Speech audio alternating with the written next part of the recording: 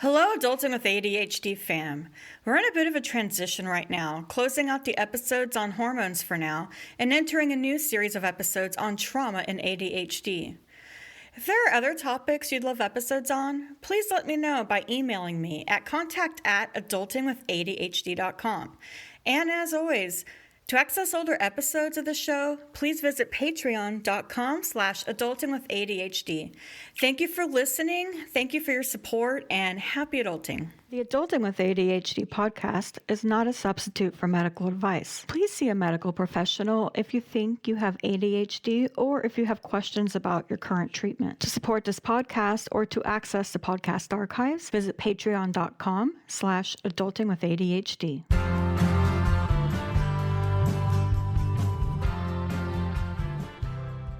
This is the Adulting with ADHD podcast, self-empowerment for people with ADHD. Today, I'm very excited to have with me Clarissa Kristjansson. How are you doing, Clarissa? I'm great, Sarah, and I'm really happy to be here on this podcast. Excited. Thank you so much for being here. We were just talking before that these two topics, menopause and mindfulness, are like so big right now for this podcast, and everybody's just so hungry for all the information. So can you tell us a bit about yourself and how you got into this? Yeah, for sure. So I live in Sweden now. I'm from the UK. You might be able to hear that a long time ago. Had a bit of traveling around the world. And I used to work in a big corporate environment for 30 years. And I went through menopause there. And I had a difficult time with my own mental health, which I'm sure we'll get into a fair bit in this conversation. And so I quit and started to work in mental health, and then realized all my clients were menopausal women and really doubled down. So I became a menopause coach and doula, a lot of working with holistic health and well-being. And that's what I do now. So I work with women around the world who are struggling with menopause. And I'm also an author, and I'm a host of a podcast as well called Thriving Through Menopause. Wonderful. Doulas fascinate me as well. We might have you back on for a doula episode. So you found yourself in the field of menopause coaching because you were going through challenges in menopause yourself. It was, yeah, really quite significant ones, which were, for me, predominantly mental health related. Yeah. And how did menopause affect your mental health? I probably now realize many years down the road that I was an anxiety sufferer, but I was very good at hiding it. And I think that's related to, I had a very difficult childhood that set me up to be what I would describe as a high functioning anxiety sufferer. I know psychotherapy, that's real, but I was able to be quite capable, run a job, run a life. And then menopause kind of hit me. My hormones obviously impacted my ability to just manage the way I felt. So I didn't sleep very well. I was anxious about everything. It became bigger and bigger and bigger. And things that I had coped well with, I didn't cope so well with now. Suddenly I was double booked, triple booked, worrying all the time. And then I had 2 panic attacks. I had one in an airport, which was actually triggered by something that had happened when I was a child. And there was a similar situation. It was really scary. We landed in Vietnam. I'll tell the story a little bit. We landed in Vietnam and we were flying on to our home in Sydney, and they took all the people to one side and took our passports. And then everybody else got their passport back, and my son and I didn't. And I just melted down, because that was something similar that happened to my mom when we were little. I had and at the event, my son is going, you're hyperventilating, you're terrified. And then they handed my passport, so there wasn't anything really an issue. But by that stage, I thought I was going to be stuck here in Ho Chi Minh City. Something terrible was going to happen. And then I had a panic attack at work, and that really was the tipping point. Yeah, that was my tipping point at work too. Do you want to go into that a little bit? Because I think a lot of people resonate with that. Yeah, we sure do. And I think our anxiety shows up at work a lot. And I had joined a new company and realized that I'd made a mistake. Oh, We know that one, don't we? I know we that. know that one. Oh, This is a terrible place to work. yeah. And I was boss, and I reported to him. I was a senior manager, so you can realize that he was a very senior manager. By Friday, this guy hadn't spoken one word to me, and I'm thinking, oh my God, he's heard something bad about me. There's something wrong. By this stage, my stories in my head were huge. It was your fault, obviously. I was, a terrible new employee they didn't like or whatever it was. And I thought, well, I'm going to go up to him and I'm going to say, maybe he doesn't know I'm in his team. So I'll do that. And I think I'll tell him, hey, I'm in your team. Shall we have a catch up? Yeah. Well, came out of separate lifts together into the office lobby. They didn't go to plan. I have no idea to this day what I said. No idea at all. I can laugh about it now, but at the time it wasn't funny. And it was like I was watching myself and I could barely breathe. And he looked at me and he said, oh, maybe you shouldn't run up the stairs and take the lift next time. And then he just turned and walked into the office. Oh. And I was like, he turned out to be a bit of a, we won't say it's polite company, but we know what we think. Yeah. And so really for me, I thought, I can't go on like this. I need this job because I'm a single mom and I've got to think about my son. He's only got 2 more years left at school. I need to resolve this. And that's really how mindfulness came into my life. Oh, it's so relatable.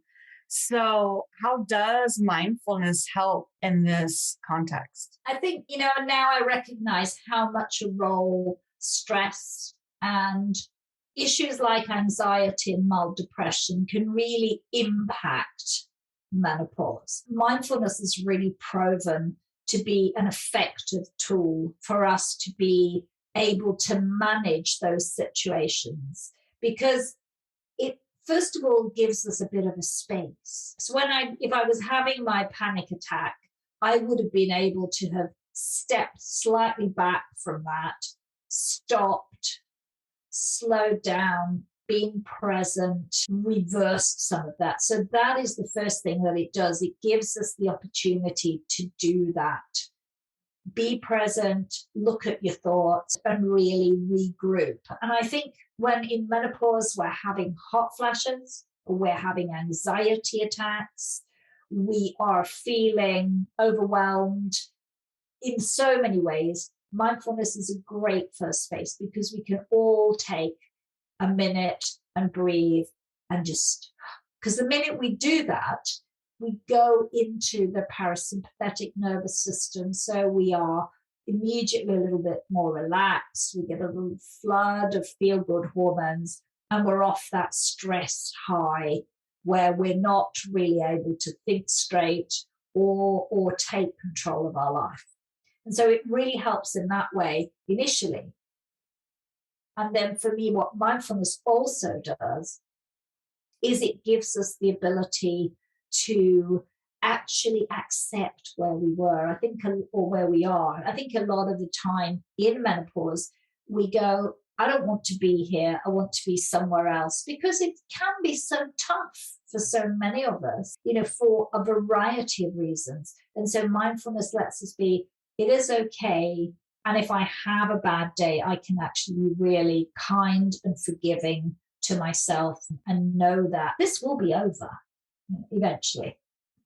Yeah. And while you were talking, I'm going to walk back a little bit. This might be a really basic question, but what is mindfulness by definition? It's just being here. It is the ability to be here, to be present to your experience as it is, without judging it and just saying this is how it is. And I think that it's a very gentle practice. I mean, it can be much more complicated, but that's the essence of, I'd say, modern mindfulness. I don't know if you've ever been put on a waiting list, but therapy is hard to come by these days. If you need therapy and you need someone to talk to, consider BetterHelp. I've been using BetterHelp on and off since the pandemic, and it's honestly been really helpful when I can't reach my normal therapist. To save 10% off your first month, visit betterhelp.com/ADHD adulting. That's BetterHelp, HELP.com/ADHD adulting.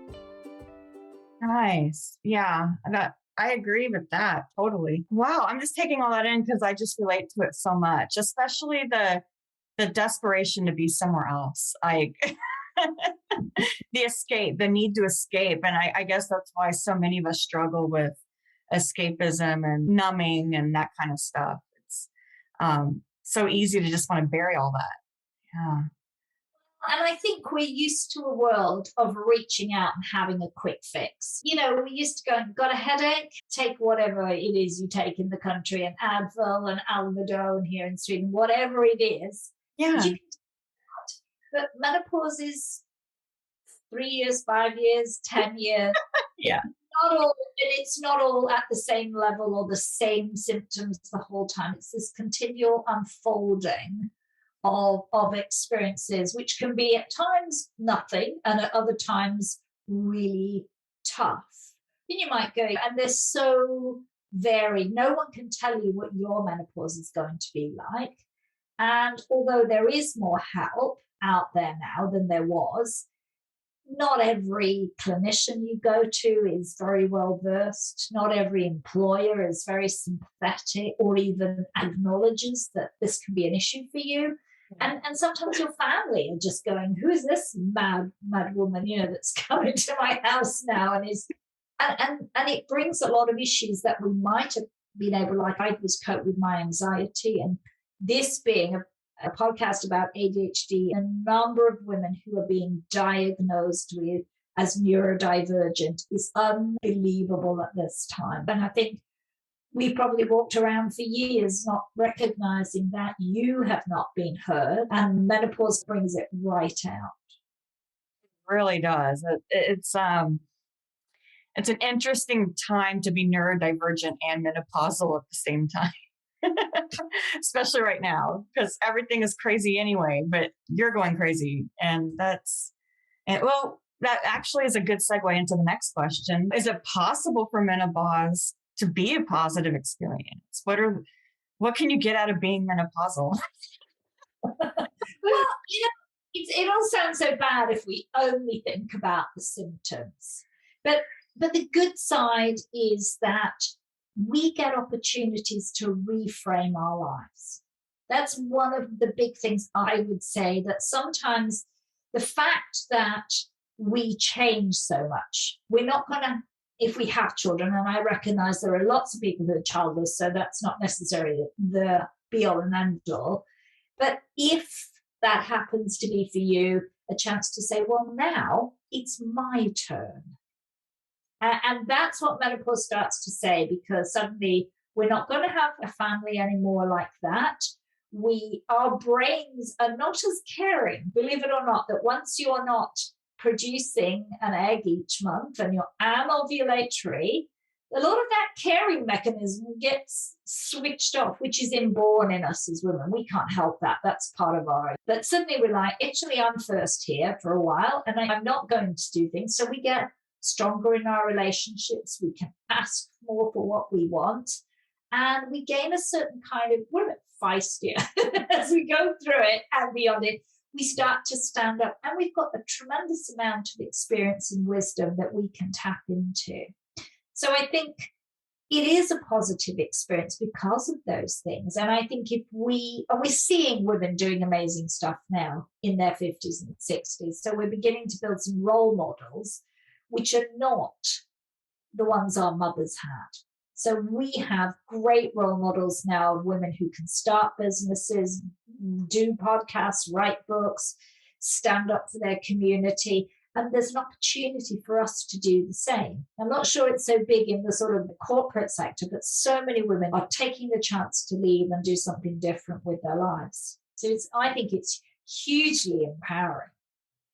Wow, that is such a better outlook. I can't wait for that caring mechanism to simmer down a little, because it is in hyperdrive and hard to do anything else. So looking forward to that. But wow, I think it's almost like anything, back to the parenthood. There's so much awful and amazing mixed together. It sounds like menopause is similar to that. Wow. Yeah, I'd say that. I mean, I would never say to anybody, hey, your symptoms are a walk in the park. Of course not. Every woman has the worst. Yeah. portion of women who will have a difficult time. Yeah. And there are lots of factors surrounding that can be related to their upbringing, can be related to their current health on many levels. And then there's someone who kind of breeze through it. But most of us will have experiences that we'd rather not have in some way. And we can come through that. And for many women, it is 5 years. It can be tough, and it's tougher for those that it's longer. And it appears to me that talking about it is where a lot of our power comes from. It sounds like that's kind of been the missing piece. Oh, absolutely. I think that the shame and the stigma that's still out there is what's holding women back.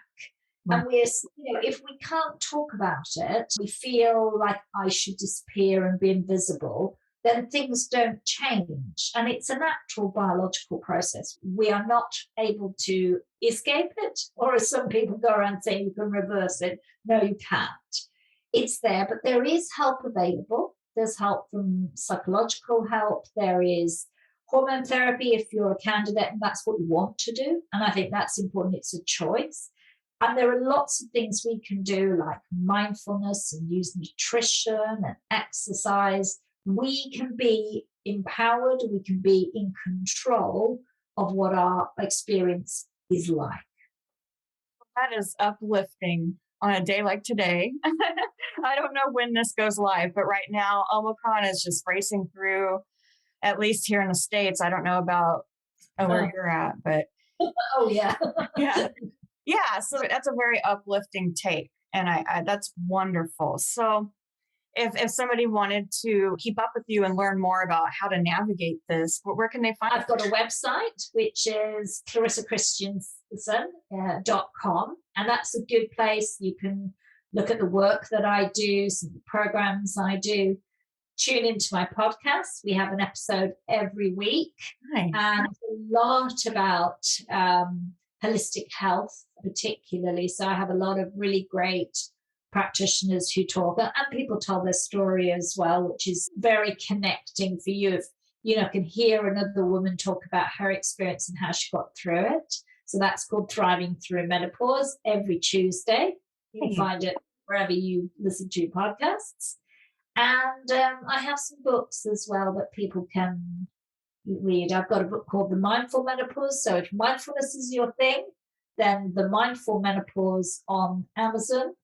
And I have a new book coming out on the 8th of March, which is a collection of 11 women and a man's story on the experiences of menopause and how positive it can be. Oh, that's exciting. I can't wait to hear more about that. Clarissa, thank you so much for being here today. And I hope we get to talk again. I do. Sarah, thank you so much for having me.